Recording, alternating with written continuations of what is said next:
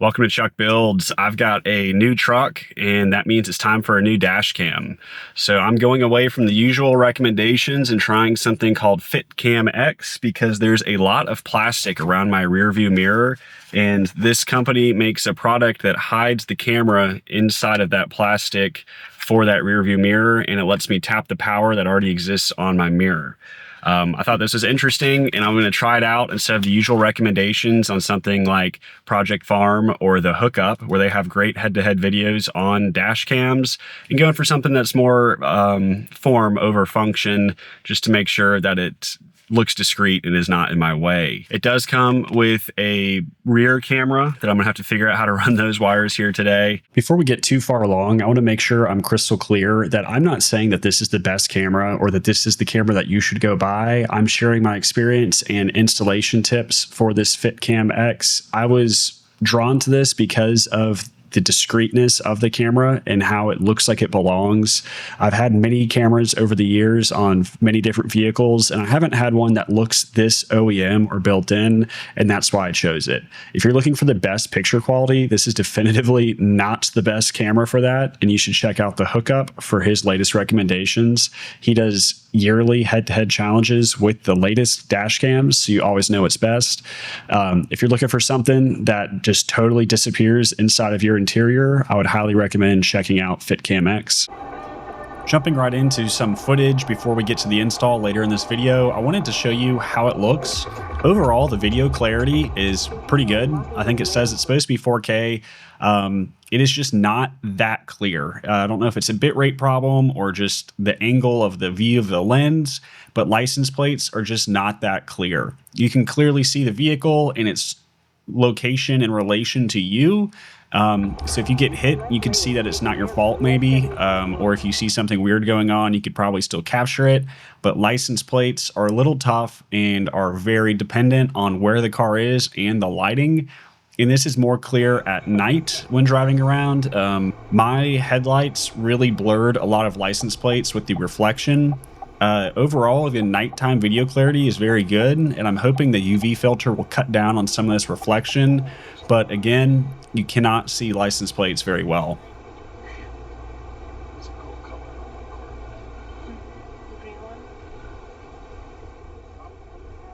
I don't want it that bad.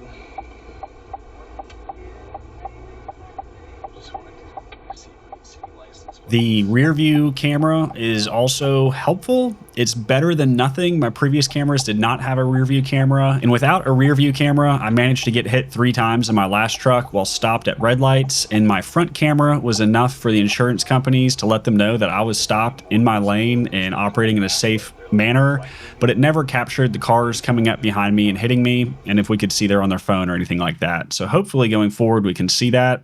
But at night, the headlights completely wash out the license plate directly in front of me, but the one to the corner is a little bit more legible, and the one a little further down is not legible at all. They have provided a tool for me to use here to get this plastic off, and it looks like I just pull it off around the edges, and we should get some plastic popping, just like that. And then there should be a way to pop this guy in the middle loose.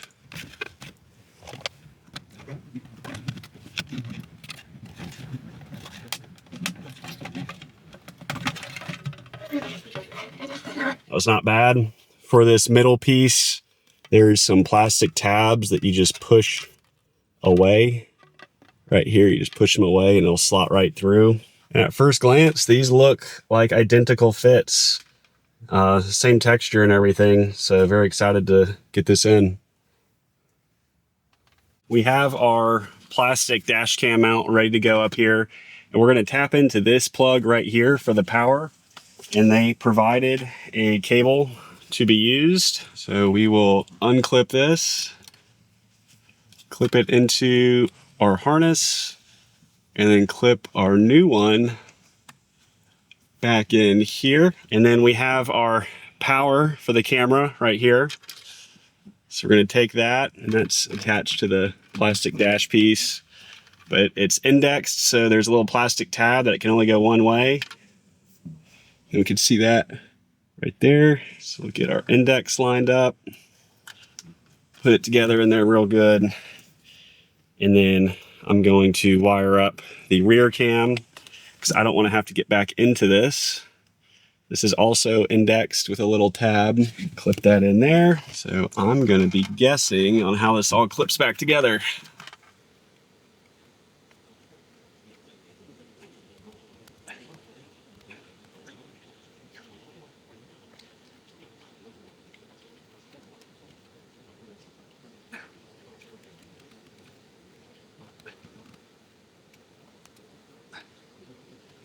Holy cow. So that took a lot more force to put up in there than I thought it would. But I think we got it. And the video showed them just tucking these wires away. There is not a lot of space up in here for more wires. Take our little plastic piece here, slot it in. It should just click into place. Best advice, because that took me a while. I turned on the AC, it's getting hot in here. It's middle of summer in Texas and a black interior, but there's clips up here in the middle and in the front. These middle clips are giving me the most trouble. So I got as many of the wires like kind of in the middle where I could see them out of the way. And then I just kind of had to force it in. It really doesn't feel like it's gonna break or anything, but the way the plastic clips work, I just couldn't quite get it to maneuver, but giving it one little quick light pop with my fist, closed soft fist, it really snapped that one in, and the rest went much smoother once you just have it lined up. It's a really awkward space. You can't really get up on it to see where the clips are with the steering wheel. A little easier to come from the passenger side. You can see a little bit, but overall not bad.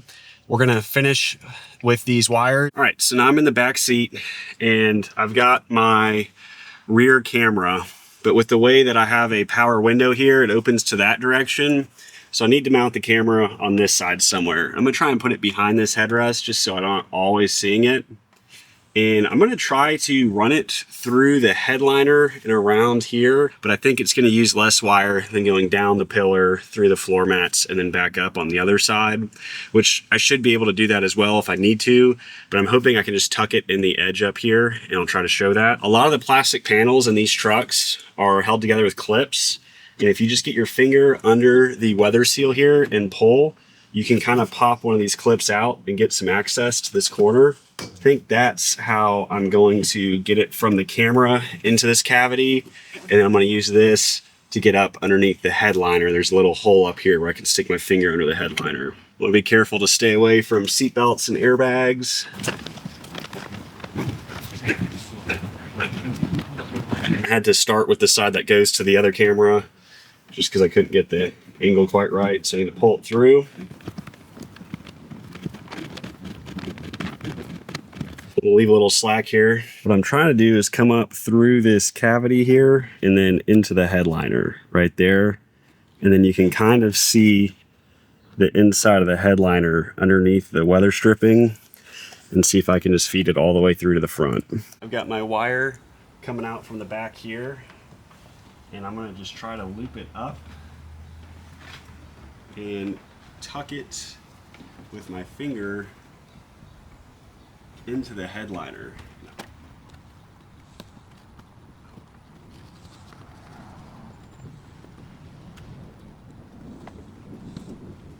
So I've run it up through here. Now we're on the center column. So now I'm trying to get through this pillar here, and you can literally just poke your finger and slide it in there. I'll get my little plastic non-scrape tool to open up. And the headliner's better attached on the front. I'm gonna get it just inside this weather stripping up next to the headliner.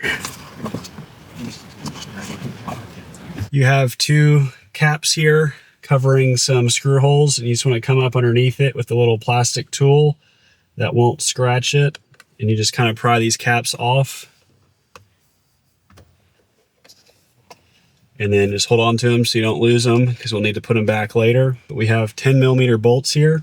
So let me go grab a socket and we'll start with that. So I'm back with a 10mm, and we're just going to gently loosen these.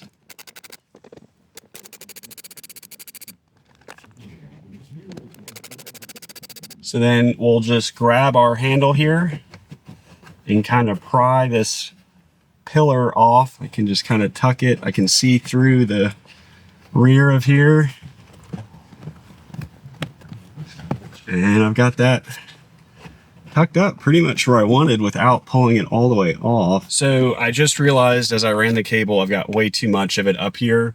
So what I'm gonna do is finish setting up the main portion of the dash cam, and then I'm gonna fish the excess to the back. And so for right now, we're just gonna leave this loose because we're gonna have to get back in here and just be sure not to lose the pieces. So we're just gonna tuck this up into the headliner. You can kind of pull on it a little bit and get a little bit of a gap into that headliner here. You don't want to pull too hard that you can't put it back. And then pulling on this A-pillar again, we're going to pull all that slack through and just get it up in there as tight as we can. So now we've got it to here, and we're kind of just retracing our step that we did earlier with poking it up under this headliner. And these little non-marring clips help a bunch.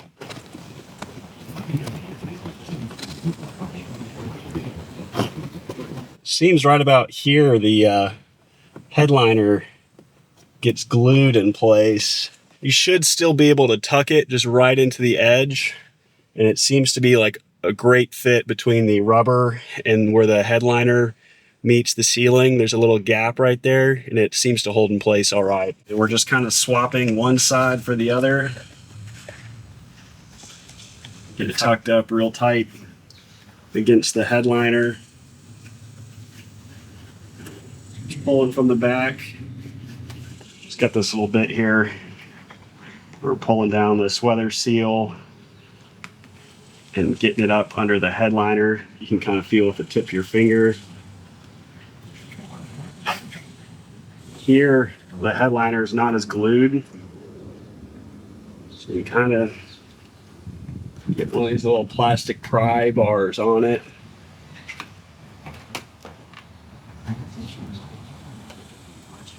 And the headliner really just kind of pops down there. We'll just poke it in, keep it close to the edge so you're not in the way of the airbag, but enough of a mechanical hold that we don't worry about it drooping. Our little corner piece here. We have the wire here that we fished down from the ceiling.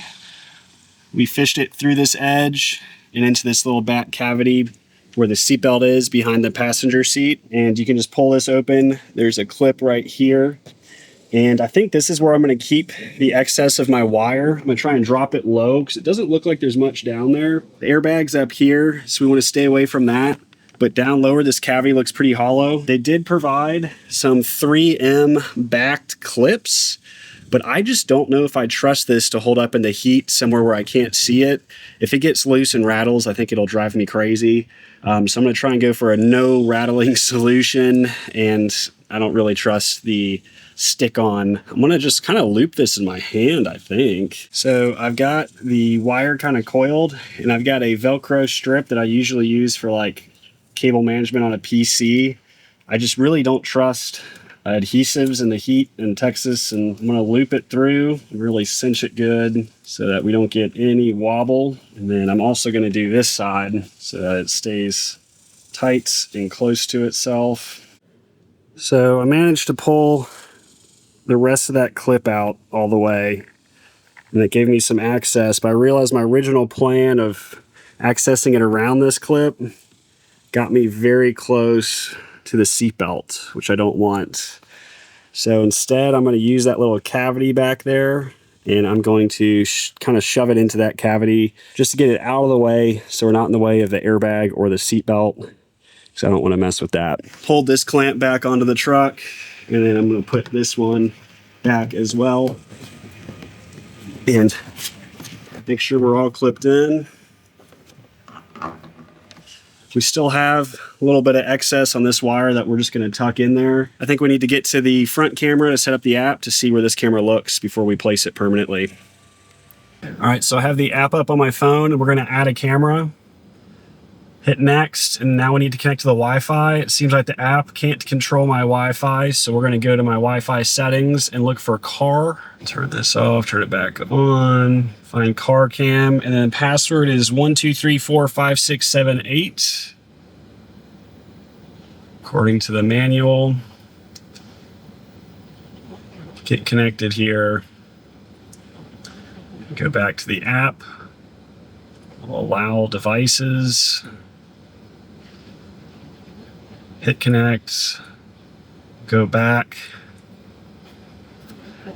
and cool. We can see, and we have a sticker in front of the lens that we needed to pull off. So it's telling me to reconnect on Wi-Fi. I got disconnected.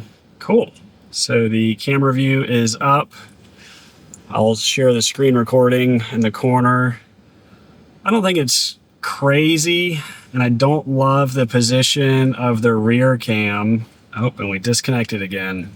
But it works, the angle's in the right place. I'm gonna need to play with the app a little bit to get the settings how I want. My camera seems to be overheating in the sun, so I'm gonna switch to the app and get this kind of set up, and then I'll do a final walkthrough. All right, we've got all of our wires tucked away, and I'm really happy with the result, so it's time to screw these bad boys back in on the front A-pillar. I'm just gonna get started with my finger to make sure I get the threads lined up straight. Then we'll take our ratcheting pinch. It's snug, but it's not too crazy tight.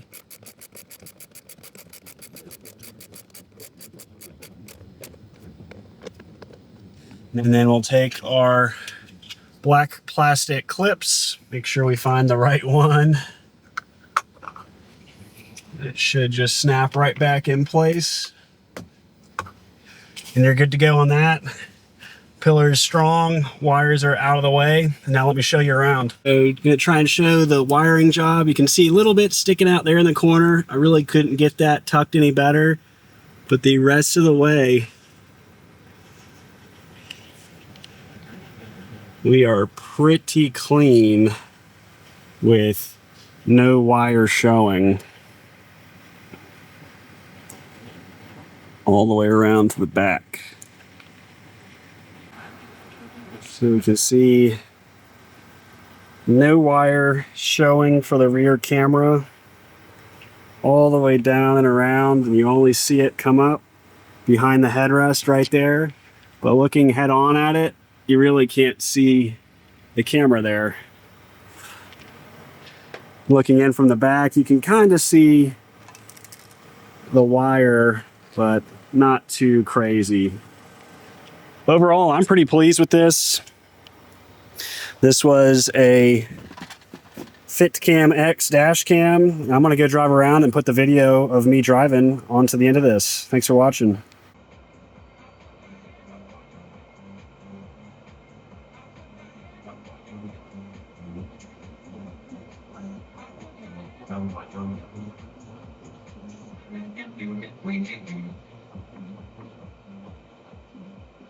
At the stop sign, turn right onto South Manhattan Avenue.